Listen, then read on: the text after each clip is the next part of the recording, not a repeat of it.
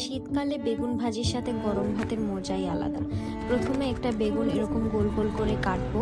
কাটার পরে বেগুনটি ধুয়ে ফেলবো। ধুয়ে ফেলার পরে একটা বাটিতে আমরা কিছু লবণ, পরিমাণ মতো মরিচ এবং হলুদ এই তিনটা মিক্স করব। মিক্স করার পরে একটা একটা করে বেগুন এই মিক্সের মধ্যে রাখবো। রাখার পরে যখন ভালো করে মিক্স হয়ে যাবে তখন আমরা একটা ফ্রাই প্যান গরম করে অয়েল দিয়ে দিব, কুকিং অয়েল। এরপরে আমরা একটা একটা করে বেগুন সেই গরম তেলে ছেড়ে দিব।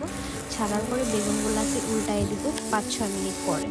এটাকে 7-8 মিনিট লো ফ্লেমে কুক করতে হবে। এর মধ্যে আমরা আসি কোরিয়ান্ডার মানে ধনে পাতা, আর আমি আরেকটু টেস্ট এনহ্যান্স করার জন্য পেঁয়াজ পাতা ইউজ করেছি। এগুলা কেটে উপরে বেগুন ভাজা দিয়ে সার্ভ করে দেব। বেগুন ভাজা এর মধ্যে কুক হয়ে গেছে। আমরা এখন বেগুন ভাজাটা নামিয়ে নিব। নামানোর পরে এটাকে গরম গরম ভাতের সাথে এবং ঘি অ্যাড করে, ধনিয়া পাতা এবং পেঁয়াজ পাতা অ্যাড করে সুন্দর করে সার্ভ করা যাবে।